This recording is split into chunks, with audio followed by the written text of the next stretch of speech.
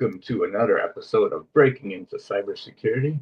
I'm not sure if all of our intro music actually played, but I do apologize for that. It did. We've been we, okay. I didn't hear it on my side. So today we have Roselle who will be sharing her journey of breaking into cybersecurity leadership, sharing her advice, and also having Renee, a podcast. So excited! We're I back will be together again.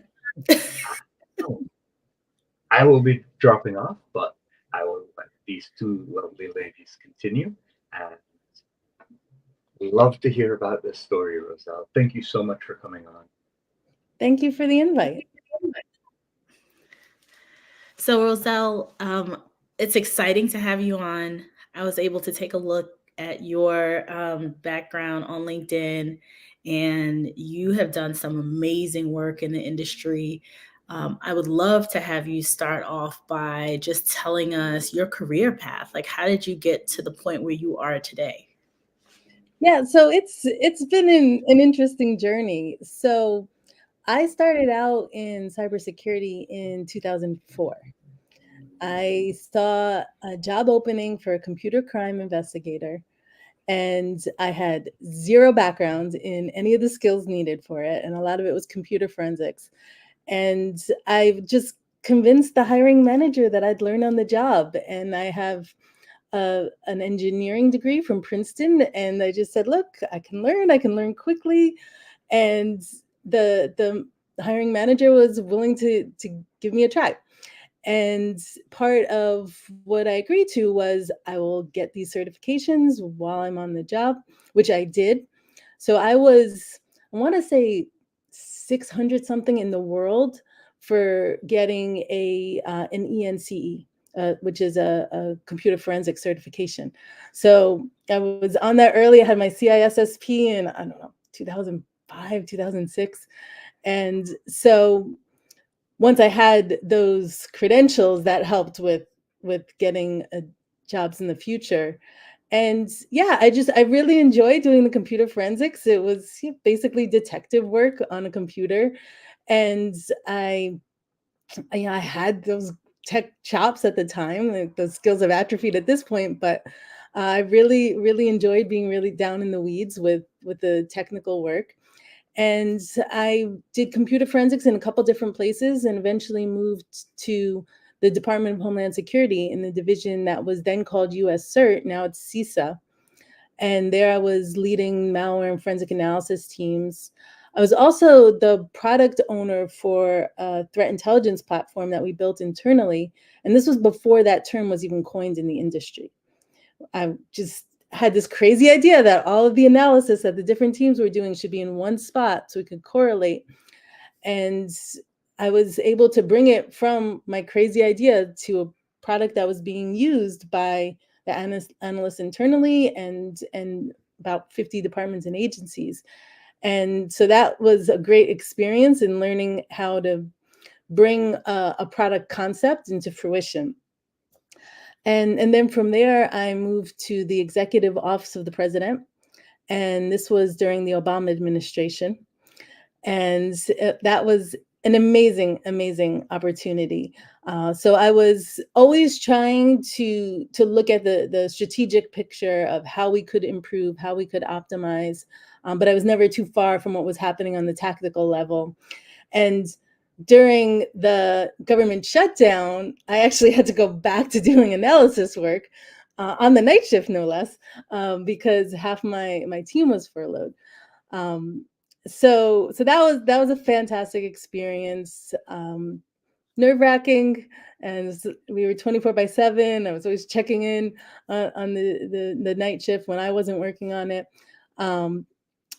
But all of those years of being on the operational side of cybersecurity gave me a great understanding of what was working, what wasn't, where there were technology gaps. And that's what prompted me to switch gears to becoming an entrepreneur, because I said, hey, there is a technology gap. I'm going to fill it. And I already had the experience from the Department of Homeland Security of taking a concept and bringing it to a working product. And so I brought that knowledge base with me when I switched to becoming an entrepreneur. And my first startup was called Uplevel Security. I was a co-founder and the original CEO. That company was in the space of basically combining threat intel platform, incident management, and early SOAR capabilities all under one roof. And if you look at how the industry has evolved, all the players in that space have that three-pronged diagram. But I had that in my deck in 2014. So it was a little early to the game on that. And that company was eventually sold to McAfee. And then I took some time between startups to go work for a venture capital firm as an entrepreneur in residence. And I was working at Lytical Ventures to understand the other side of the table for venture-backed startups. But when you have the entrepreneurial bug, you can't really shake it. And so I knew I was going to go back to starting something else. And that's when I went to Key Caliber. And again, I was reaching back to my operational days and thinking about what the challenges were that I had at the time. And one of them was around a very fundamental concept of knowing what we had, what was most important, what was most at risk. These fundamental areas where they're the identify stage of NIST CSF, and I always look at NIST CSF as a pyramid, not a linear set of boxes. Where if you have that identify phase squared away, you know what you have, you know what the critical assets are, you know the baseline of the risks to it, then you can build the other layers on top of it, and you have this strong foundation. But if you don't even have that, you don't have the denominator, you don't even know what you're protecting, and then you're just really fighting an uphill battle.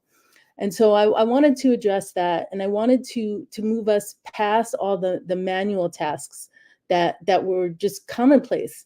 So the standard process for identifying what critical assets are, it's literally asking folks in different business units, well, what do you think is most important? And that's just riddled with problems. I mean, you get errors and omissions because people are human, and then you get ulterior motives also. So we've heard all these stories about folks saying that people would say something is a critical asset because they just wanted more funding for their division. Or they would say something is not a critical asset because they didn't want to deal with extra security controls. And so I just wanted to get past all of that and move to the 21st century where it's data driven and using machine learning. And so that's what we do fundamentally is we produce a whole asset inventory, and then for each asset compute an impact score so you know which are the critical assets. We use that impact score and compute a risk score. And we also look at how the asset's connected within the environment, and we look at the security controls on it. So you have this state of your risk and security posture, and now you know where to go from there. And we have lots of actionable insight where you have your starting point, you know this is my current state, and you know how you can start to fix it and improve. And we started basically when the pandemic began, so perfect timing, not stressful at all. And it's been a really exciting ride. I have an amazing team, and the product has evolved and grown in lots of amazing ways, and it's all very exciting and a lot of work. Sounds exciting. What a career that you've had so far. I mean, one of the things I was taking notes as you were chatting, and the first thing I picked up on was when you said it was like being a detective for tech and forensics. It's so funny. I was meeting with a lady, actually a school board member in my community yesterday, and talking about exposure to security for the youth, for high school students. And, we started talking about AI and security and how there's still this lack of exposure, and kids don't fully understand the career path, or that there is a career path, or what it is. And so, the way you coined a detective for technology, I'm totally taking that. Totally using that one. Yeah. I'm taking that one. And then, so my first question is, I have a lot of questions in regards to leadership, but I'm so fascinated by your career. When you were at the executive office of the president, like, what was your responsibility? How did that work? Did you have a team? What were you responsible for there? Yeah, so we had a 24/7 team, and we were responsible for defending the network used by the White House and the rest of the agency. And so, So when you said, I'm sorry, go ahead. I was just going to say, as you can imagine, there's lots going on in that type of an environment, and it's a high stakes environment for sure. Of course. So when you said you had to go back to being an analyst, being up at night 24/7, was it in that capacity when you were in that role? So with government shutdowns, if you're considered a non-essential staff, then you don't work. Right. And so many members of my team, who I thought were absolutely essential, were furloughed. And so in that case, we still had alerts come in. We still had daily security operations that needed to be handled. And with the analysts furloughed, it had to be done by somebody. Yeah. Wow. So you pinch in where you need to make sure you get the job done. But you couldn't just let it just sit. Right. That shutdown lasted about 3 weeks. Over 3 weeks. So you couldn't just sit there and wait. Okay, just let this pile up and let a potential attack just fester. It's not an option. Just not an option. Yeah. Absolutely. So I am going to pivot a little bit more into, becoming a leader and becoming, in your case, an entrepreneur. And I totally get when you said, I see the problem. I want to solve this problem. And then you got the bug. It's like, I want to solve the next problem. So I get it. What made you say, I'm not going to solve the problem or try to solve it from within, that I'm going to, go out and try to solve it on the outside, like create a company, become a product, or create a product to solve the problem? Yeah, it's a good question. So I saw it as a problem that we had, but we weren't the only ones who had it. Mm-hmm. And I knew it was an industry-wide issue. So one of the beauties of working for the Department of Homeland Security in what was then US CERT, now CISA, is you have this perch where you see what's happening throughout government, throughout critical infrastructure. And so I had an understanding of what was a challenge across the board. And on top of that, when I was at the executive office of the president, I was having tons of conversations, because my first attempt was, all right, we have this problem. Let me talk to my peers and see what solution they're using to solve it. And I was getting a lot of answers that were like in the same boat of what we were doing and what we were struggling with. And so I knew that it was something that was beyond just the walls of our environment. And that's why I decided, this is a real problem the industry has. And the reality is I'm a mission-driven founder. And I've been in cybersecurity for 20 years because I believe very strongly in the mission.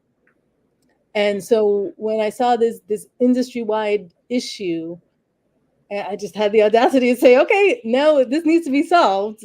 I'm going to solve it. Right. And so, and it all progressed from there. But I knew that it was beyond just a problem that we were having. We weren't unique to it. Right. Now, when you were in the roles that you were in, working at what's now CISA and the other roles prior, it looks like you became, you continue with continuous growth. So you went from like an individual contributor, an analyst, and even talking about your experience where the analysts or the non-essential workers that reported to you were unavailable, and then you had to jump in. So what made you pivot or go from, individual contributor to leader, like when you stepped into that first leadership role? Yeah, so that really happened at Department of Homeland Security, and I distinctly remember the point in time where I basically had to make the decision: was I going to go down more of a managerial path, or was I going to just double down on the technical path? Mm-hmm. And it was a tough decision.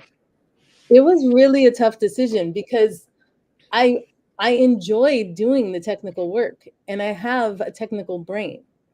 And when you're doing technical work, you're fighting with your software and your hardware. You're not fighting with people. And that's very different. Because at the end of the day, you could turn the computer off and on again, and half the time the problem goes away. Not that way with people. Not at all.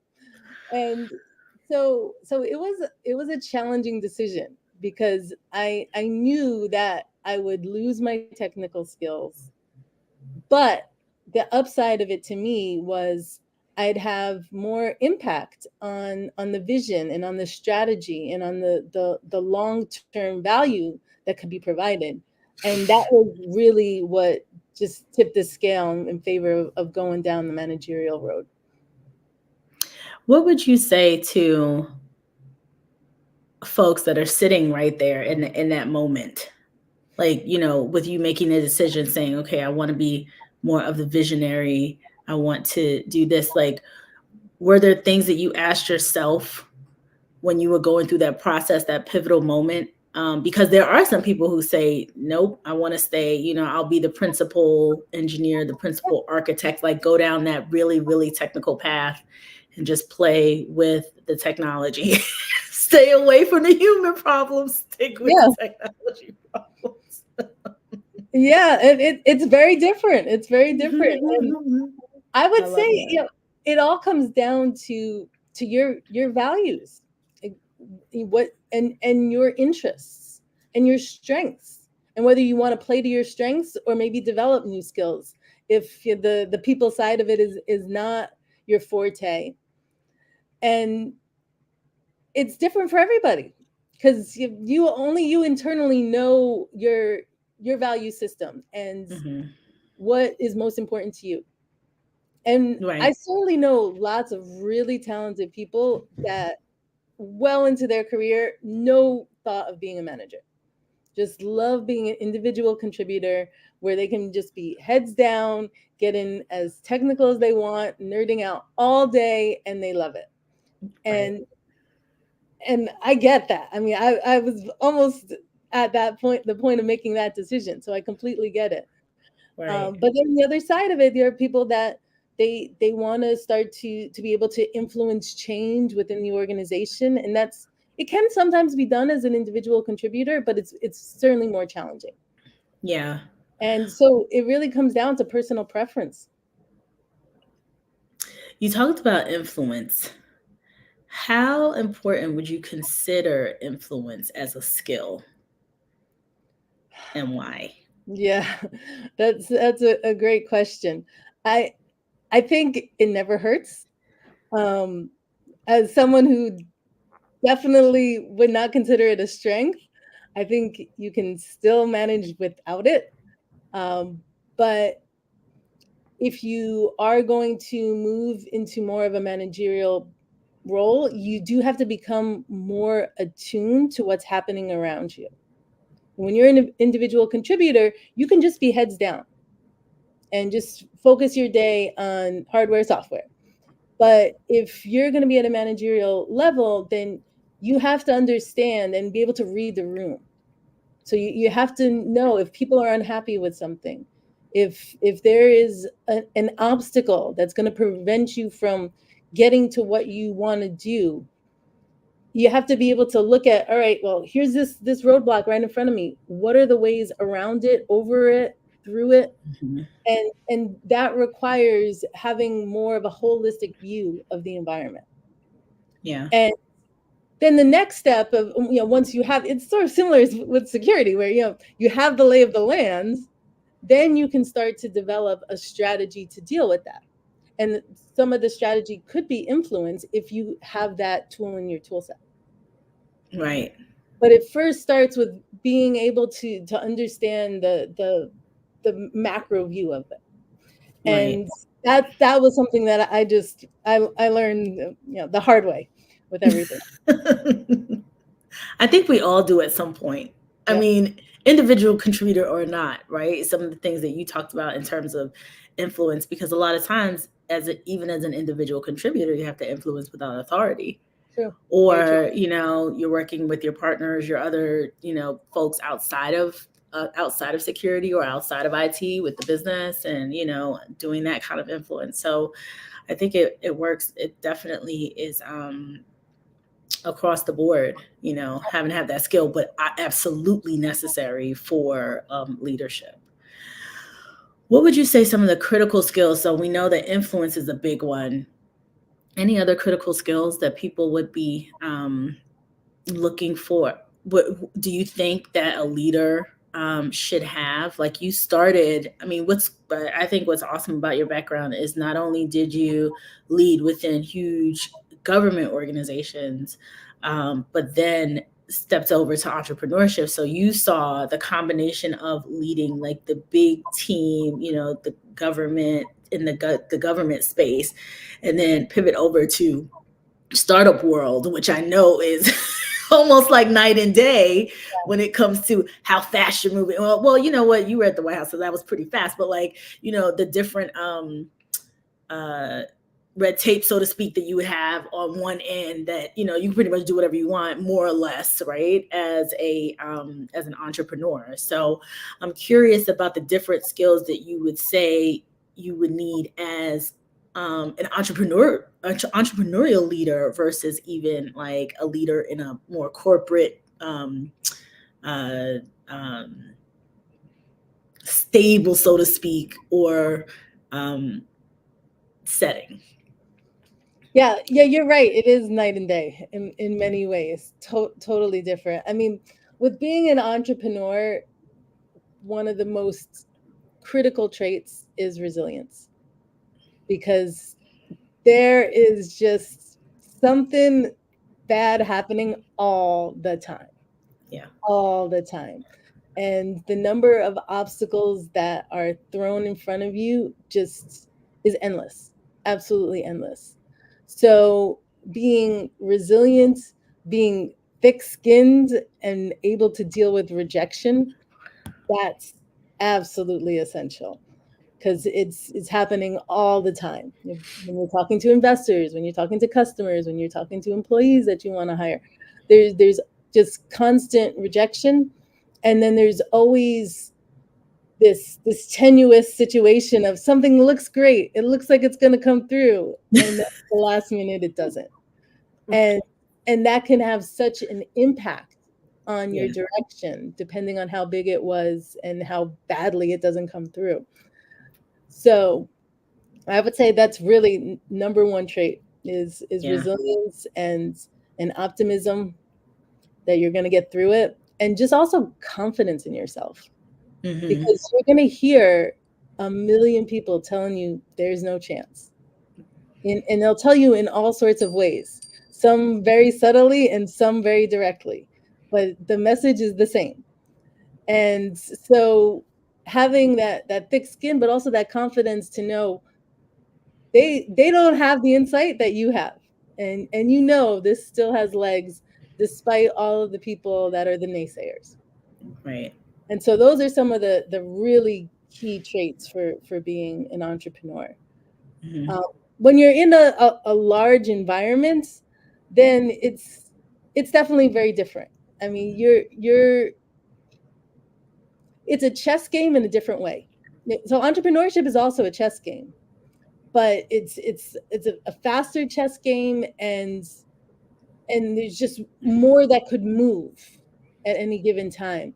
When you're in a large organization, you have to recognize that it's all baby steps, because nothing moves quickly. That's just not the way it works. And you're going to get these setbacks also. And you're still going to have to pivot direction and change course and be thoughtful about how you proceed and have that strategy. But the pace is going to be very different. Right. And often if you try to come in with this brazen approach of, I'm going to start to change everything, that backfires in a large environment, because there are going to always be people who don't want their boat rocked. And if you're coming in and talking about some crazy change, then that could be threatening to them. Whether it really is or not, it could just appear that way. Right. And so you have to be like, very... Who is this new person coming to tell me I've been doing this for 10 years? Exactly. Who does she think she is coming in here like that? And Right. that's not happening. Yeah. So you have to be very political in some way. Right. Awesome.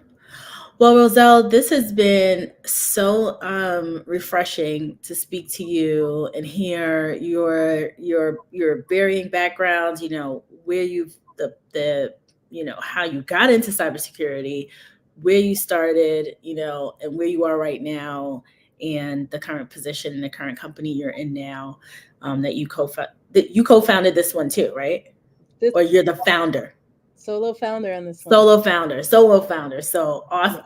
Even better, right? Do it by yourself. I love it. So we would love to have you potentially come back if you were willing to. But would love to, wrap up. And if you have any final thoughts that you'd like to say before we close out, that would be great. I would say to anyone who wants to get into the industry, just start applying for jobs. Be strategic about making sure that your resume matches the description for the job, but just start applying. I know lots of folks that feel, oh, I need to have a master's degree, or I need to do this, I need to do that before I could start even applying. Just apply now. Like, don't be the one to reject yourself. Let someone else reject you. And that always needs to start with you just putting it out there, trying, and just being willing to give it a shot, even if the success rate doesn't seem high to you in the beginning. Great advice. Excellent advice. Thank you so much, Roselle, for coming on. And we are going to close out. So have a great day, everybody. Take care. Bye-bye.